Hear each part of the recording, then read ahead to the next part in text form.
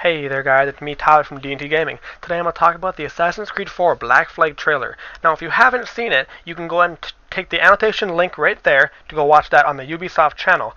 Other than that, I'm going to go ahead and break it down for you guys piece by piece, telling you both what I think and what the trailer might be hinting toward of what we're going to see coming this fall when the game comes out. Now, the trailer starts out with Blackbeard talking about what's going to be our main character, and he's referring to our character basically as the most badass guy out there, even more so than himself. So our character is going to be someone who is much more badass than Blackbeard himself.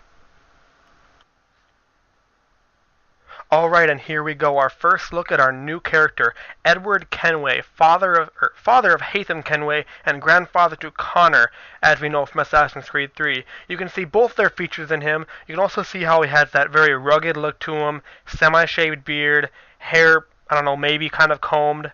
Otherwise, he's got a very piratey, rugged look to him, and it'd be very interesting playing as him as we move on.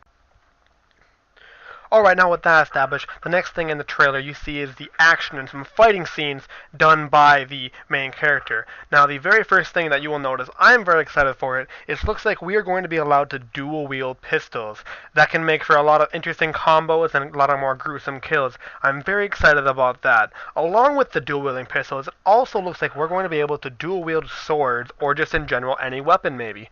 Now, that I'm very excited for. It's going to make for a lot more of a violent approach to a game. Now, granted, the Assassin's Creed games are based off the fact of killing people, but it looks like in Assassin's Creed 4, it's going to be done in a lot more violent, a lot more in an aggressive pattern, unlike the ones before it. I'm not sure if I'm happy with that, or I'm not going to like that. Either way, that's what it looks like it's going to end up being. As far as location is going to be, as we assume it's going to be an open world game just like every other Assassin's Creed game has been. As far as location, we're going to be able to travel underwater into the deep blue oceans, exploring sunken ships, the tropical jungles, even Caribbean sea towns. Now all of this is going to be very interesting as it's incorporated into that open world style of game. What I'm looking forward to is the ocean part of it. This is the very first Assassin's Creed game where you are able to dive and explore underwater. That's going to be very beautiful, very cool, and neat. A new thing to Assassin's Creed.